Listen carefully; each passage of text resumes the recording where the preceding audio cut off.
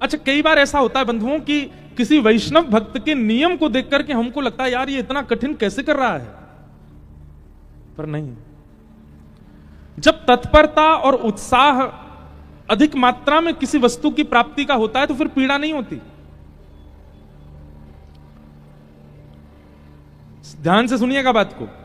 जब तत्परता, उत्साह, एक्साइटमेंट किसी वस्तु की प्राप्ति का होता है तो फिर उसमें पीड़ा नहीं होती।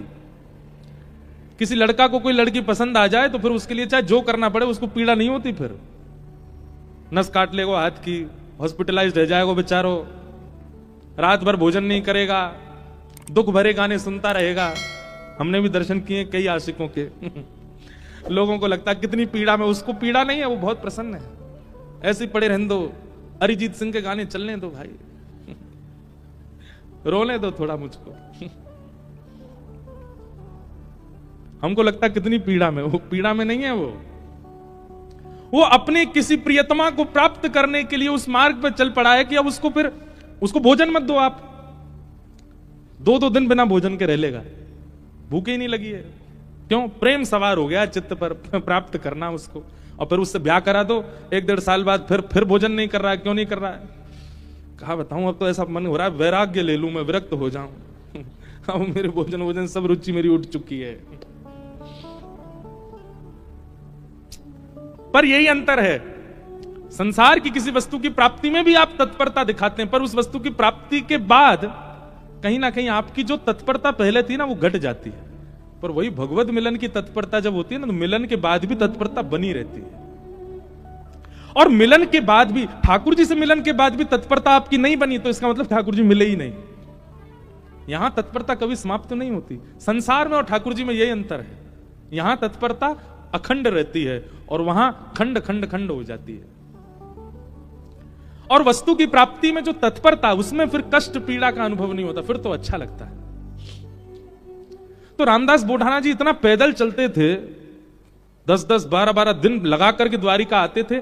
लोगों को लगता था अरे राम कितना कठिन, पर उनको वो पीड़ा का अनुभव नहीं होता था, वो तो बड़े प्रसन्न रहते थे। कई लोग मैंने देखा वो एकादशी के दिन अन्न का त्याग रखते हैं। एकादशी करने वाले भी बड़े बहुत प्रकार के होते हैं। एक होते हैं वो अन्न नहीं खाते, एक होते हैं वो अन्न भी नहीं खाते और मौन भी रहते हैं, एक होते हैं वो अन्न नहीं खाते फलाहार करते हैं। और दिन तो 3 बार भोजन करते थे, एकादशी वाले दिन 5 बार करते हैं। उस दिन फलाहार, हम फलाहार कर रहे हैं ना, कुट्टू की पकौड़ी, कुट्टू कचौड़ी, ये वो 5 बार खाते हैं। पर कई लोग बड़ा कठिन भी करते हैं। वो कैसे करते हैं? केवल सेब या अमरूद या जो भी फल वही खाएंगे, वास्तविक फलाहार करते हैं, रसोई में बनी सामग्री नहीं पाते। कई लोग ऐसी एकादशी करते हैं। और कई लोग फल भी नहीं खाते, जल भी नहीं पीते, निर्जला एकादशी करते, पूरे दिन कुछ नहीं पाते। अब लोगों को लगता है राम राम कितनी पीड़ा, पर जो करता है ना उसको उसमें सुख मिलता है। और क्षमा कीजिए, अगर ये एकादशी जो लोग करते हैं उन लोगों को भार जैसा लगता है, कब आएगी द्वादशी, कब निकले फिरते खामे रोटी, मत किया कीजिए आप। ये कोई जबरदस्ती नहीं है, ठाकुर जी कोई कह नहीं रहे आपसे करो। जब तक ऐसी तत्परता चित्त में ना हो कि आप उसको सौभाग्य मान करके नहीं कर रहे हो, तब तक मत कीजिए व्रत। आपको सौभाग्य लगना चाहिए। रामदास बोढ़ाना को बहुत सौभाग्य लगता था कि ठाकुर जी ने मुझे इतना बल दिया कि मैं पैदल चल के द्वारिका जाता हूं। और वो द्वारिका आते, रात भर कीर्तन सुनाते द्वारिकाधीश को, और एकादशी को कपाट खुलते ही दर्शन करते, नेत्र सजल हो जाते रामदास जी के। ठाकुर जी को दूर से ही ऐसे अंक में, मानो ऐसे कर लेते जैसे मैंने अंक में भर लिया हो।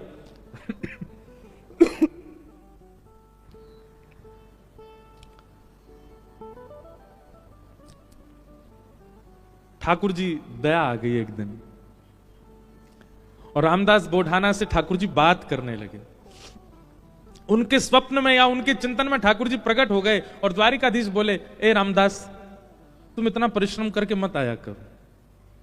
रामदास बोढ़ाना बोले, मुझे तो बहुत अच्छा लगता है, आपको क्यों पीड़ा हो रही? बोले, तुमको अच्छा लगता है पर मुझे लग रहा है कि तुमको पीड़ा होती है, और उस पीड़ा से मुझे पीड़ा होती है। भक्त भक्ति भगवंत गुरु चतुर नाम बपु एक। जब व्यक्ति भक्ति करते करते करते करते करते करते उसकी चरम स्थिति में आ जाता है ना, तो फिर उसको मिलने वाली पीड़ा ठाकुर जी को भी अनुभव होने लगती है, उसको मिलने वाला सुख ठाकुर जी को भी अनुभव होने लगता है, उसको मिलने वाला प्रसाद ठाकुर जी पा लेते हैं। संसार में केवल कहा जाता है,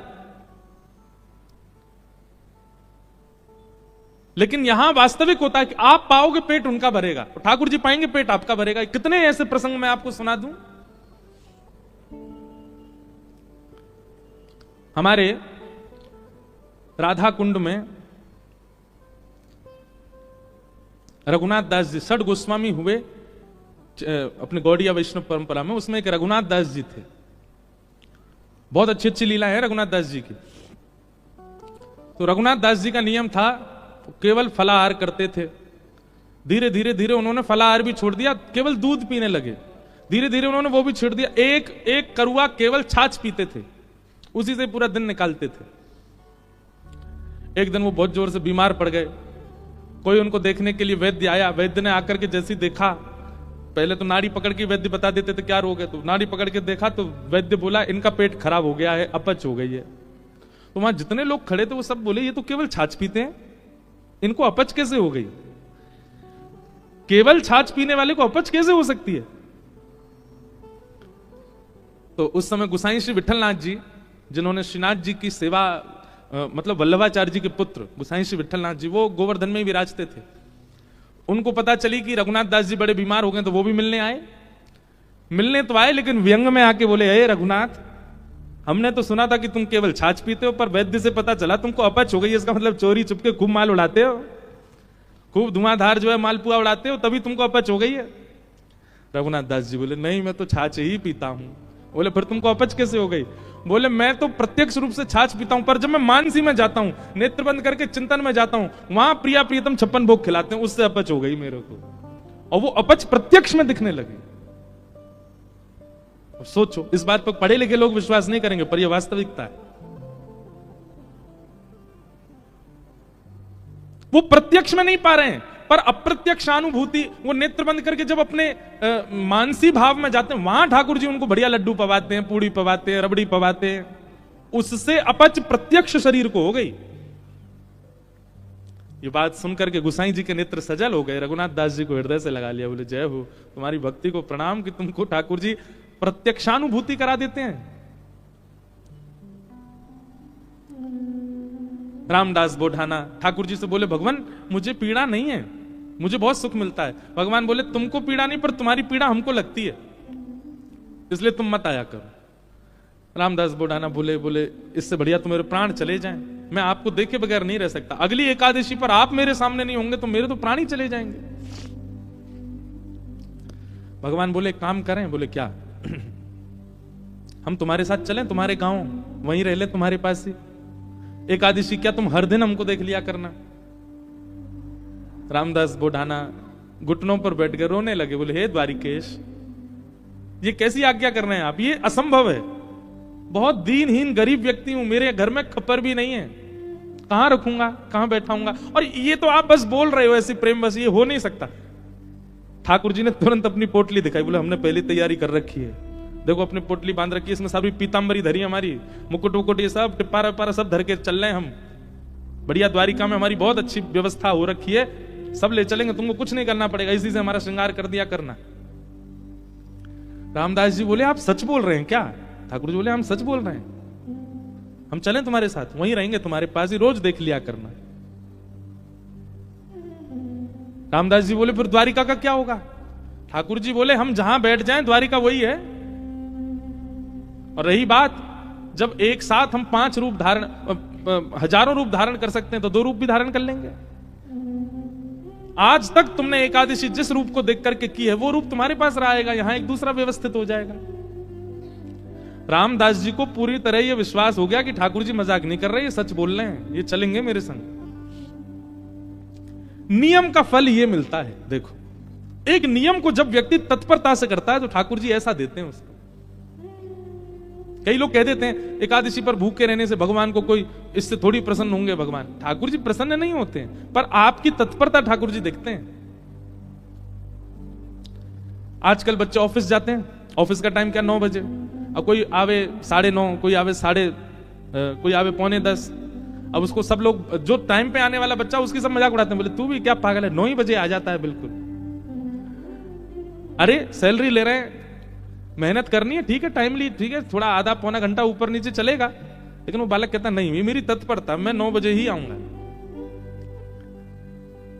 और वो 9 बजे आने वाला बालक, वो कभी ना कभी उसका जो बॉस होता है ना, वो खुश होकर के कुछ तो उसको देता है, उसको थोड़ा अपग्रेड कर देता है। सिंसियरिटी आपके कार्य के प्रति आपका स्वामी देखता है। ऐसी भक्ति में भी सिंसियर होना बहुत जरूरी है। होता उससे कोई ठाकुर जी बहुत प्रसन्न नहीं, पर हां ठाकुर जी दृष्टि तो रखते हैं। परिक्रमा लगा रहा है, कैसे लगा रहा है, एकादशी कर रहा है, कर कैसे रहा है, तिलक स्वरूप करता है, उस समय क्या उच्चारण करता है, मंदिर जाता है, प्रसाद कैसे पाता है, दर्शन कैसे करता है, इन सबके प्रति जो आपकी सिंसियरिटी, वो ठाकुर जी देखते हैं। रामदास को ठाकुर जी बोले अब तो तुम जाओ, अगली बार बैलगाड़ी लेके आना। कैसे लेके जाओगे हमको? बैलगाड़ी में तुम्हारी में चलेंगे। रामदास जी चले गए, बैलगाड़ी ढूंढी, कहीं बैलगाड़ी नहीं मिली, बूढ़े बूढ़े बैल मिले, छोटी सी टूटी फूटी सी बैलगाड़ी मिली। रामदास जी बैलगाड़ी लेके द्वारिका आ गए। द्वारिका आए, आज सब लोग बोले क्यों रे भाई रामदास, अब तो तुम बैलगाड़ी में आने लग गए। रामदास जी बोले अब वयोवृद्ध हो गए ना, तो अब चला हो नहीं पाता, तो बैलगाड़ी से आए। बोले बहुत अच्छा। रामदास जी आए, प्रसाद आदि, गोमती सागर में स्नान किया, प्रसाद पाके रात में कीर्तन करने लगे। सब चले गए, रामदास जी कीर्तन कर रहे थे। अचानक से एक कपाट खुला ठाकुर जी का। अभी तक तो ठाकुर जी चिंतन में बात कर रहे थे रामदास से, पर रामदास जी ने नेत्र खोल करके देखा तो स्वयं द्वारिकाधीश अपनी एक भुजा में तो पोटली उठा रखी है और एक भुजा से किवाड़ खोल रहे हैं, और 2 भुजाओं से बढ़िया शंख चक्र आदि सब समेट रखे हैं। ठाकुर जी ने मुकुट उकुट सब भर रखे हैं। और रामदास बोले कहां है तेरी बैलगाड़ी, जल्दी बता चलें। जैसे कोई भागता है घर छोड़ के, ऐसे ठाकुर जी भाग रहे थे। आज भी मंदिर दर्शन करने जाओ आप, तो द्वारिकाधीश जी की जब परिक्रमा करेंगे तो पीछे ही रामदास बोढ़ाना जहां से जिस खिड़की से ले गए ठाकुर जी को, खिड़की है अभी भी मंदिर में। ठाकुर जी निकल के बाहर आ गए। चलो, रामदास जी को तो विश्वास ही नहीं हो रहा है, स्वयं द्वारिकाधीश मेरे साथ जा रहे हैं। चतुर्भुज हैं, बढ़िया चल रहे हैं, पीतांबरी पहन की, चंदन की सुगंधी आ रही है, केसर जैसा पूरा माहौल आच्छादित हो गया उससे। ठाकुर जी जैसे गए, रामदास जी बोले भगवान टूटी फूटी बैलगाड़ी है, बैठ जाओ। ठाकुर जी ने जैसी बैलगाड़ी देखी, ए रामदास, त्रिलोकी का भार लेकर के मैं इन पे बैठा, तो तेरे बैल तो दब जाएंगे नीचे। भगवान अब क्या करें, यही व्यवस्था मिली थी। इतना सीधा, इतना भोला रामदास। ठाकुर जी बोले काम कर, तू बैठ, हम चलाते हैं बैलगाड़ी। रामदास जी बोले ऐसा मत करो नाथ, मैं ही चला दूंगा। नहीं नहीं, ये तो हमारे अभ्यास की वस्तु है। अर्जुन के खूब हमने रथ हांके हैं, बहुत दिनों बाद बैलगाड़ी मिली, चलो हांके थोड़ा इसको। और रामदास पीछे बैठे हैं और ठाकुर जी आगे पैर लटका के बैठे और बैलगाड़ी चला रहे हैं। ठाकुर जी के स्पर्श होते ही बैलगाड़ी तो बिल्कुल नवीन हो गई, बैल बिल्कुल युवान हो गए। यहां मंगला का समय हो रहा था, सूर्य उदय हो रहे थे धीरे धीरे। ठाकुर जी बोले रामदास, इस सुबह होती ही सब पंडा पुजारी भागेंगे, ढूंढेंगे, देखेंगे मंदिर में तो मैं हूं नहीं, सब आ जाएंगे। ये हमको बीच रास्ता में ही पकड़ लेंगे। तभी थोड़ी दूर ही पहुंचे थे, वहां एक बाबरी थी, एक सरोवर था। ठाकुर जी ने कहा तुम हमको नीचे छुपा दो ताकि कोई हमको ढूंढ ना पाए, क्योंकि ढूंढने वाले तो आएंगे, और जब ढूंढ हार के चले जाएं, कुछ ना मिले, फिर हमको दोबारा लेके फिर चल देना आगे। रामदास जी मनी मन इतने प्रसन्न हो रहे हैं, बोले ठाकुर जी आपको क्या पड़ी है जाने की मेरे साथ? अरे मैं तो मना कर चुका हूं 5 बार की ठाकुर जी आप यहीं रह लो, पर नहीं, उन्हीं की इच्छा है जाने की। जब मन ऐसा भटकता है ना ठाकुर जी में, तब ठाकुर जी ऐसा करते हैं, आपके मना करने पे भी चल देंगे आपके साथ। हमारे लाल जी, गिरधर लाल जी,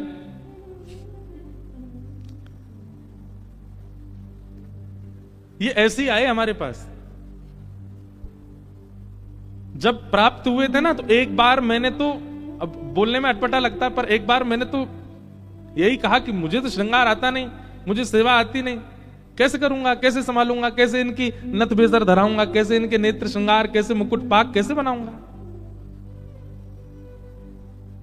ये अभी जो ये स्वरूप दिखा आपको, दिखा उसमें, ये साल में एक बार हमारे गिरधर लाल जी जगन्नाथ जी बनते हैं, तब का स्वरूप है, रथ यात्रा वाले समय पर। ठाकुर जी को जगन्नाथ, और जो वैसे रूप है वो वाला भी दिखाओ जो सामान्य है। सामान्य सबने देखे ही हैं, श्रीनाथ जी के रूप में हमारे लाल जी हैं, और नेक्स्ट से हैं छोटे से, पर ये आए स्वयं, और ये स्वयं ही आते हैं, आप नहीं लेते हैं।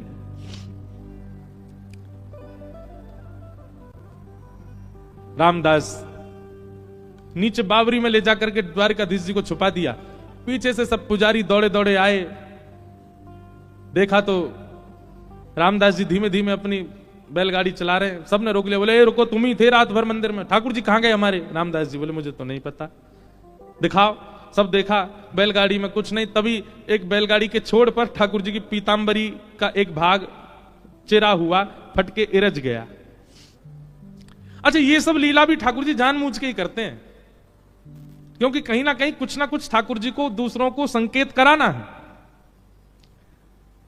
ठाकुर जी की पीतांबरी का वो अंग वस्त्र जैसे ही मिला, सब लोगों ने रामदास जी को पकड़ लिया, बोले ठाकुर जी तेरे संग ही हैं, तभी तो ये चीरा फटा हुआ है यहां पर, कहां है जल्दी बता।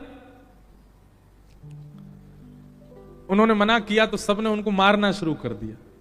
इतना मारा, इतना मारा, इतना पीटा, बेचारे अधमरे से हो गए। बस श्वास चल रही है, बाकी तो नेत्र बंद हो गए, सुध बुध चली गई, गिर गए धरती पर। पुजारियों ने देखा, बोले ये तो अधमरा हो गया, ठाकुर जी कहां हैं, ढूंढो। पास ही सरोवर था, उस बावरी में जाकर के जैसे ही देखा तो बावरी का जो जल था वो रक्त मंडित हो गया, पूरा जल रक्त से भर गया। देख करके सब लोग घबरा गए, सारे ब्राह्मण बोले ये जल इसका कैसे हो गया, जल आ कहां से, ये रक्त आ कहां से रहा है। दौड़ करके जाके देखा तो एक जगह ठाकुर जी विराजमान थे, और जहां जहां रामदास जी को डंडे मारे गए वहां वहां श्री द्वारिकाधीश जी के श्री अंग पर भी डंडे के निशान, और हर स्थान से रक्त निकल रहा था।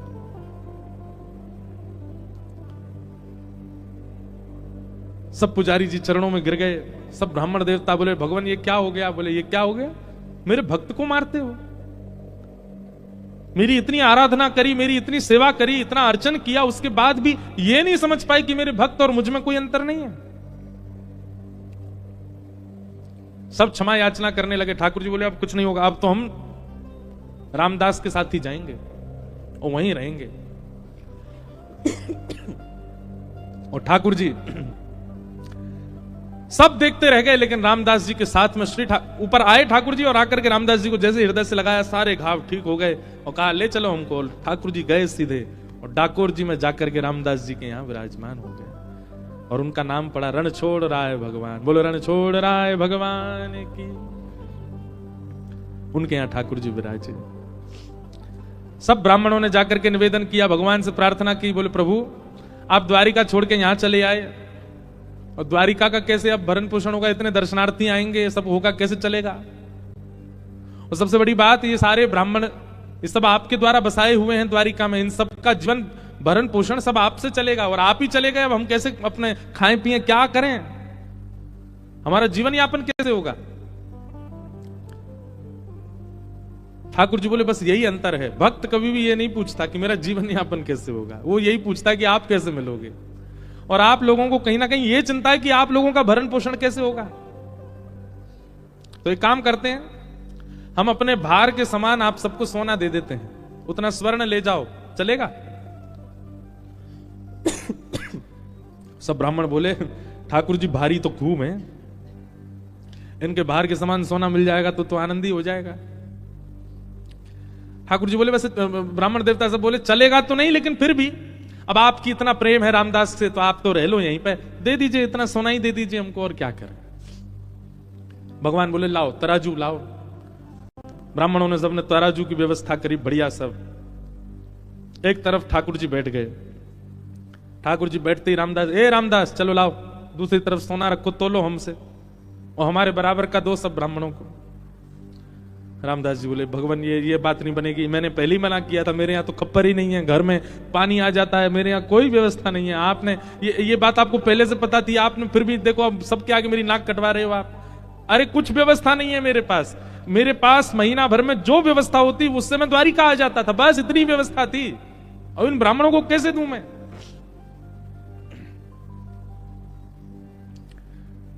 ठाकुर जी बोले तुम्हारी गृहिणी के कान में एक बाली है स्वर्ण की, वो लेके आओ, उससे हमको तोल दो।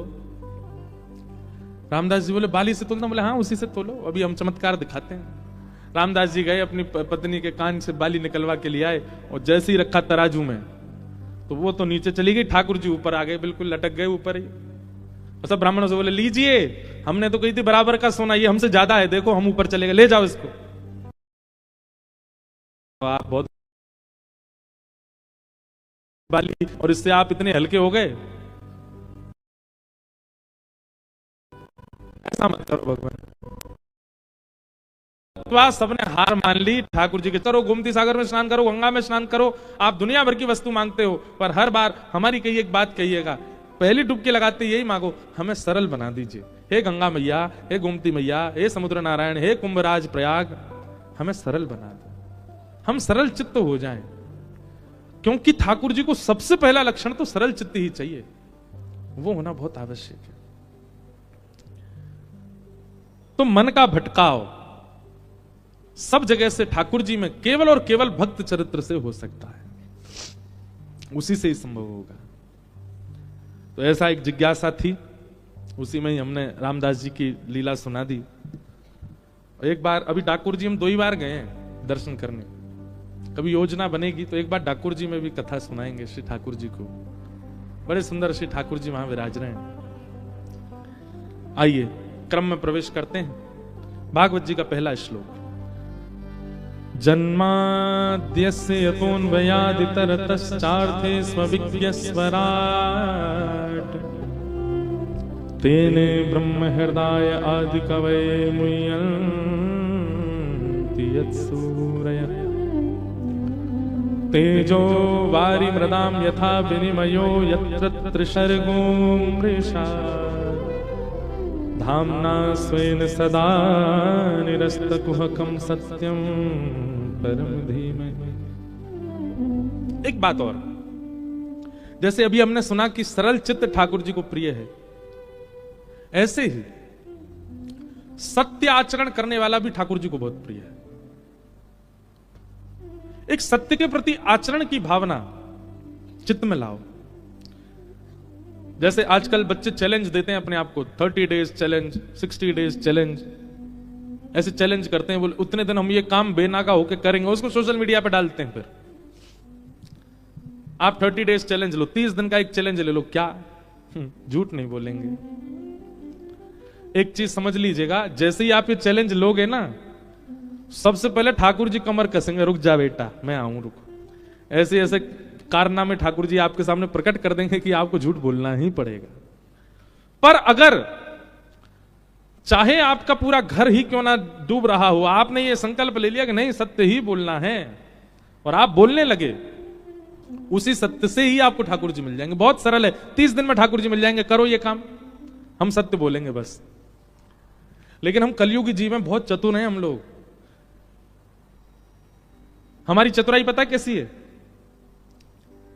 जिस दिन हमको लग रहा होगा कि आज सत्य बोलने से हमारा घर लुट जाएगा, हम उस दिन कह देंगे आज तो हमारा मौन है, हम बोलेंगे ही नहीं, चुप हैं।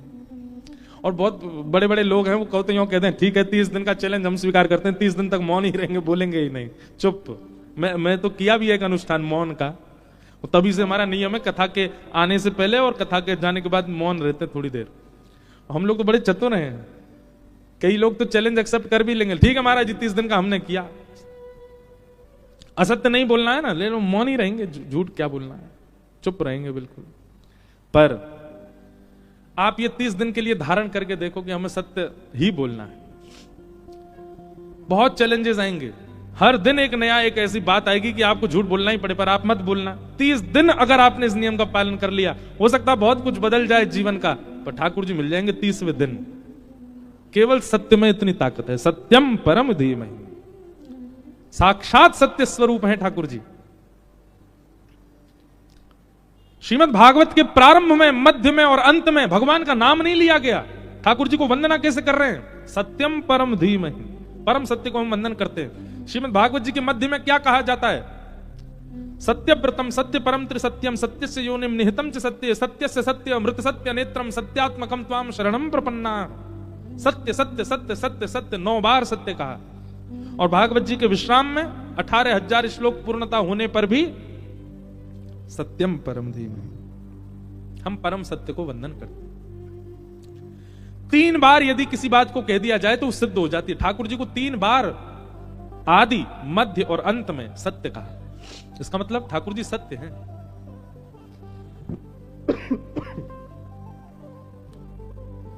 कोई सत्याचरण का नियम बना ले, मिल जाएंगे ठाकुर जी उसको।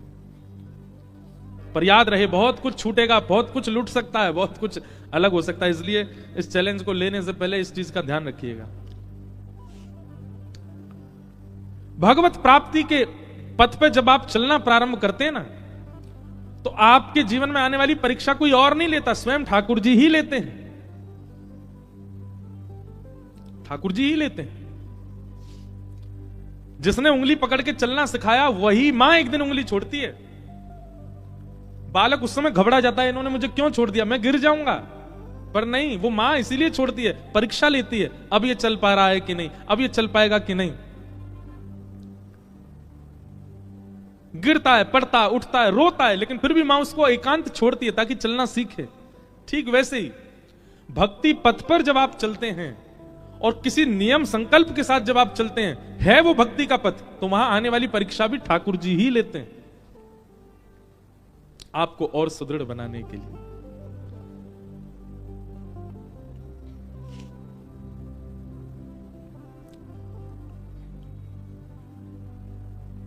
वाह,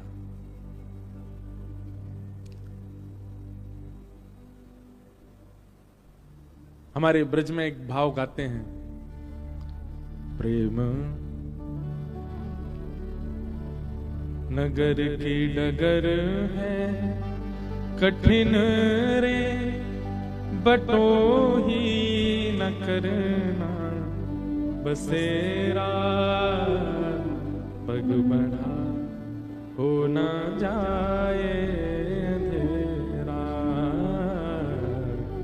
पग बढ़ा हो न जाए अंधेरा। हम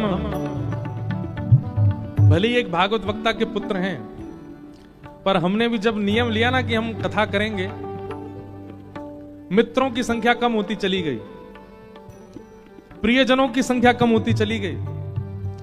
कहां तक कहें, किसी को बुरा लगेगा इसलिए स्पष्ट तो नहीं बोलेंगे, पर परिवार में भी कई बच्चे, कोई चार्टर्ड अकाउंटेंट है, कोई डॉक्टर की तैयारी कर रहा है, कोई कुछ कर रहा है, वो लोग भी ऐसे देखते थे, ये तो क्या कथा करेगा।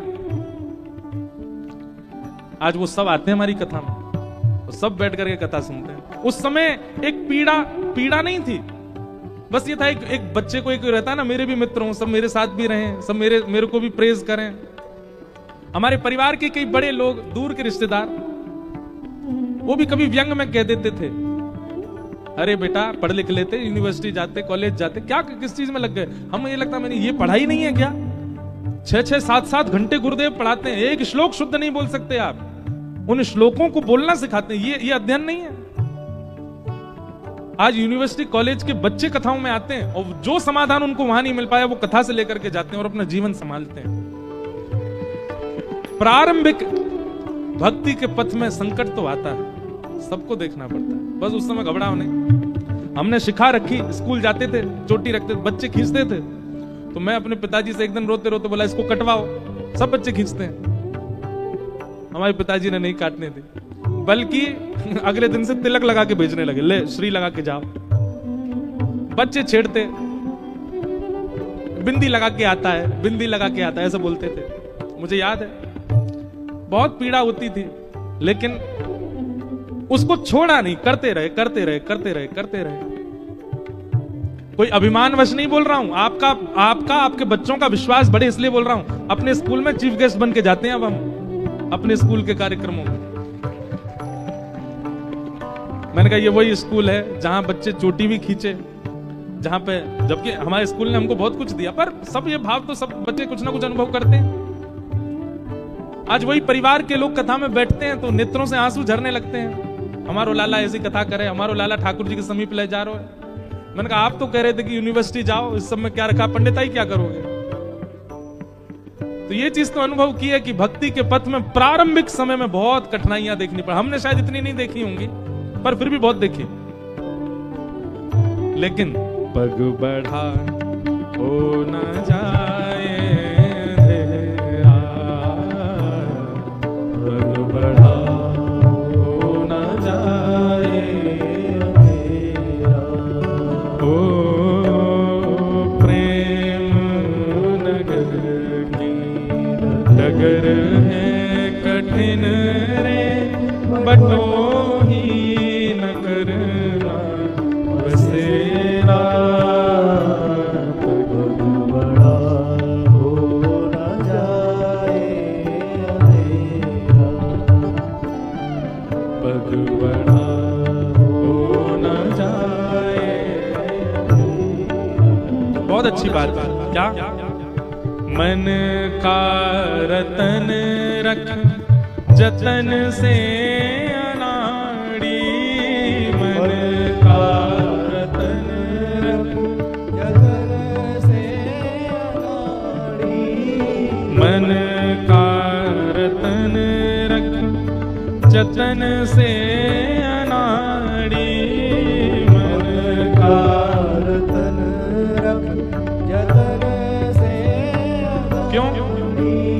यहाँ के चोरों की बस्ती है भारी, यहाँ के चोरों की बस्ती है भारी। मन के चोर हैं सब। पूरी दुनिया केवल किस लिए? आपके मन को चुराने के लिए बैठी है। कभी कोई गायक चुरा लेता है, कभी कोई एक्टर चुरा लेता है, कभी कोई पिक्चर चुरा लेती है, कभी कोई व्यक्ति चुरा लेता है, कभी कोई स्त्री चुरा लेती है, कभी कोई पुरुष, कभी कोई खाने की वस्तु, कभी कोई शहर, कभी कोई देश, सब चुरा रहे हैं आपके मन को। ज्ञानी लुटे गुमानी, यहाँ पल में लुट जाए लाखों डेरा, बढ़ा हो न जाए अंधेरा, बढ़ा हो न जाए अंधेरा। संसार में सब चोर हैं। ध्यान पूर्वक सुनिएगा। द्वारिका की इस कथा में हमको पता नहीं एक अलग सी उमंग आ रही है, एक अलग सी लहर आ रही है। अब ये कितने दिन आएगी, कितने देर आती है, ये तो भगवान जाने। इसलिए सुन लीजिए, यहां हम बहुत कुछ अपने मन के भाव ही कह रहे हैं। चोर सब है संसार में। कभी कोई चुरा रहा है, कभी कोई चुरा रहा है, पर भैया वास्तविक में चोराग्र कन्या है द्वारिकाधीश। ये कथा किस लिए हो रही है भाई? चित्त को चुराया तो सब जगह जा रहा है, पर चित्त को वो चुराए जो चोरों का भी स्वामी है। ऐसा चित्त बन जाए कि वो चुराए उसको।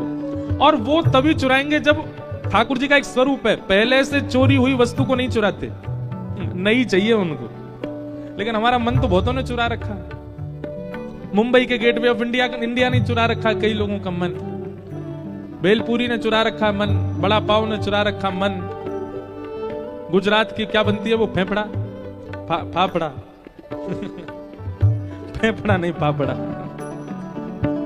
फाफड़ा। और इंदु आगे नहीं बताऊंगा, और भी 2-3 आ गए थे याद। उसने चुरा, कई लोगों को सुबह सुबह उठते ही वही चाहिए। क्यों? मन चुरा रखा है।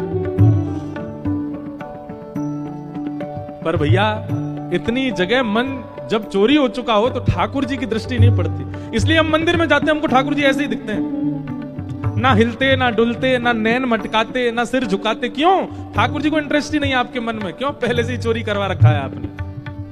कथा में आओ, गुरुजनों के पास जाओ, गुरुजन क्या करेंगे? सारे चोरों से जहां जहां आपका मन चोरी हो गया सब जगह से छीन लाएंगे, सब जगह से लेकर के आएंगे, और जो जो आपकी चोरी हुई है हृदय की वो सब वापस ला करके आपको दी जाएगी और कहेंगे अब जाओ। और फिर उसके बाद जब जाओगे तो जैसे मीराबाई को चतुर्भुज ठाकुर जी थोड़ी पे हाथ धरे दिखे द्वारिकाधीश, जैसे रामदास बोढ़ाना को ठाकुर जी अपनी पोटली उठा के कमर पर टांगते भय चलते भय दिखाई दिए, वैसे दिखने लग जाएंगे। ये कथा किसके लिए है? जहां जहां चोरी हो रखा है सब जगह से इकट्ठा करो, लाओ अपने पास और प्रस्तुत कर दो, वो चोरी करें इस चित्त की। ज्ञानी लुटे गुमानी, यहाँ पल में लुट जाए लाखों तेरा पग बढ़ा हो न जाए अंधेरा, पग बढ़ा हो न जाए अंधेरा। ओ प्रेम नगर डगर है कठिन है ही न करना, पग बढ़ा हो न जाए अंधेरा, पग बढ़ा हो न जाए। अब चोर की बात हुई तो हमको सूरदास जी का एक पद याद आ गया, और गाएंगे तो नहीं पूरा पर उसका भाव सुना देते हैं। देखें तो सब चोर जगत में, देखें तो सब चोर, गाओ ऐसे ही दोहरा दो। देखो तो सब चोर जगत में, देखो तो सब चोर। कैसे? राज के चोर हैं राजा रानी, राज के चोर हैं राजा रानी। और कान पकड़ के क्षमा मांगते हैं अगर किसी के भाव का नाम यहां आ जाए तो, पर ये सूरदास जी की वाणी है। ये सूरदास जी ने पद पता कब लिखा? जब सब ठाकुर जी को चोर बोलने लगे। सूरदास जी बोले अच्छा हमारे ठाकुर जी के पीछे हाथ धो के पड़ गए हो, वो चोर हैं, वो चोर अग्रगण्य है, ऐसे कौन चोर नहीं है ये बताओ। देखो तो सब चोर जगत में, देखो तो सब चोर।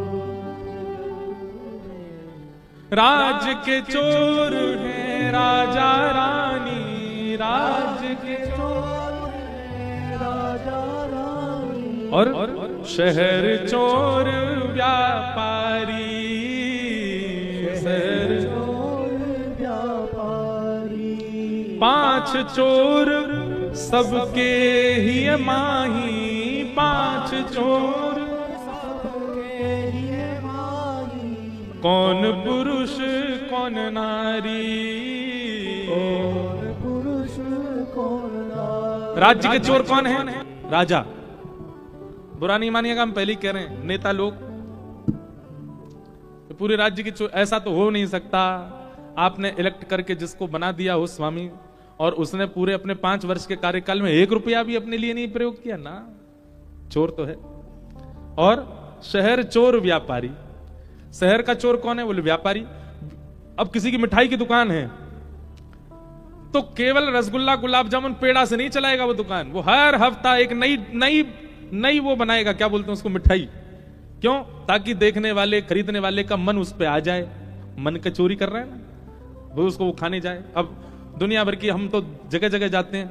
कुछ दिन पहले बनारस में थे तो बनारस में एक वो बढ़िया सुंदर, देखो मिष्ठान की कोई यहां निंदा नहीं कर रहे हैं पर एक बात बता रहे हैं, वो था क्या बोलते हैं उसको, मलइयो। बनारस में मिलता मलइयो, बहुत बढ़िया। क्या होता पता है? वो दूध का झाग, झाग खाते हैं लोग सैकड़ों रुपया खर्च करके।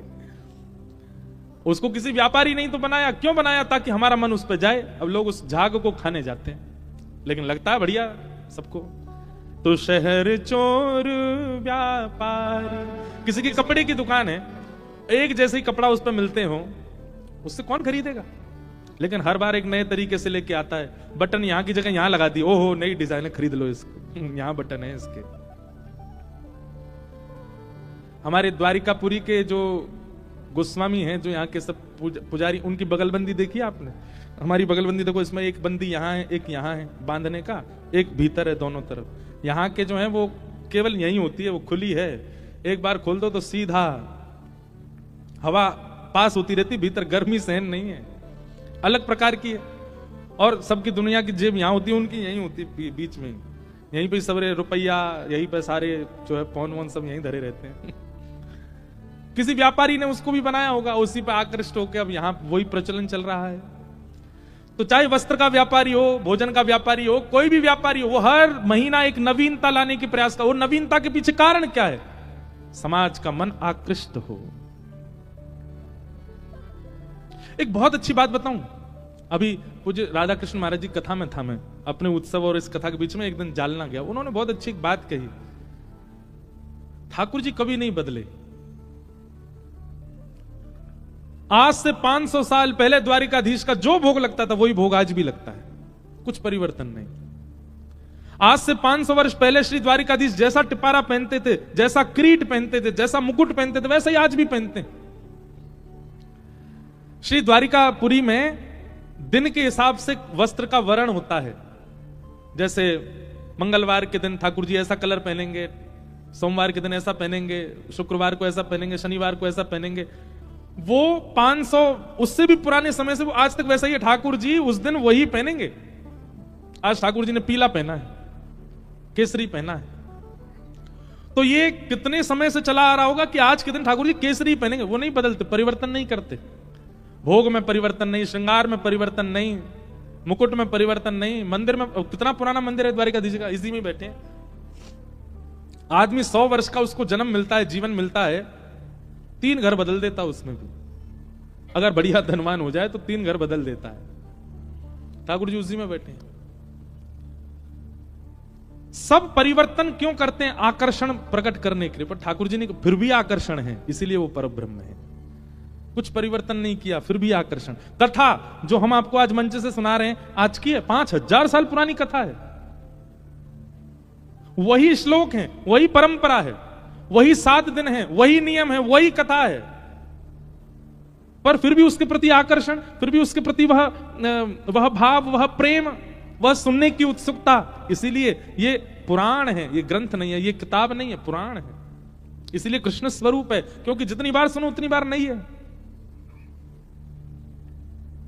कितने श्रोता ऐसे हैं, वो लगभग कथाओं में आते हैं, अब उनसे पूछा जाए आप तो पिछली कथा में भी तो, उससे पहले भी थे, पर नहीं, हर बार नया है, नूतन है।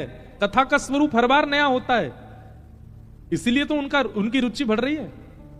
पर कथा वही है, व्यासपीठ वही है, व्यास जी वही है, मंच वही है, पर फिर भी नवीनता, इसलिए वो परब्रह्म है। कुछ नया ना करते हुए भी नया नया प्रकट होता है, इसीलिए वो परब्रह्म है। तो 5 चोर सबके ही माही, 5 चोर हम सबके अंदर हैं। नाम बताओ इन 5 के। हाँ, वाह वाह, ताली बजाओ इनके लिए। मुझे पहले लगा कि कोई 5 इंद्रियों के नाम बोलेगा, नहीं, 5 इंद्रियां नहीं, 5 रस तत्व, तन मात्रा, शब्द, स्पर्श, रूप, रस और गंध, ये 5 चोर सबके अंदर है। अरे कहां तक कहें, जिनके नेत्र नहीं है ना, उनके अंदर भी देखने की लालसा है। अगर आप इंद्रिय का नाम लेते तो कई लोगों के पास श्रवण इंद्रिय नहीं होती, पर उनकी सुनने की इच्छा तो होती है ना। कई लोगों के पास नेत्र नहीं होते, पर देखने की इच्छा होती। कई लोगों की नाक परमहंस होती है। परमहंस नाक वालों को जानते हो आप? उनको ना तो दुर्गंध पता चलती, ना सुगंध पता चलती। जब सब नाक बंद करते तो वो भी कर लेते, हाँ हमें भी आ रही है। एक पंडित जी हमारे साथ भी ऐसे ही हैं, यहां नहीं आए हैं वो परमहंस हैं, उनको कभी दुर्गंध का अनुभव नहीं होता। कभी कभी बहुत जोर की दुर्गंध होती है तो वो कहते हैं महाराज जी आज तो सच में दुर्गंध बहुत तेज है। मैंने कहा क्यों? क्योंकि सामान्य दुर्गंध तो मुझे पता नहीं चलती, मुझे पता लग रही है, इसका मतलब दुर्गंध बहुत ज्यादा है। परमहंस होते। तो 5 चोर हमारे अंदर के कौन है? 5 तन मात्रा, शब्द, स्पर्श, रूप, रस और गंध। 5 चोर सबके ही माही। हम सब पूरी दुनिया में अगर कहीं भी कोई गलत काम कर रहे हैं तो इन 5 की वजह से ही कर रहे होंगे। या तो कोई रूप के लिए कर रहा है, या कोई रस के लिए कर रहा है, या कोई स्पर्श के लिए कर रहा है, कोई गंध के लिए कर रहा है।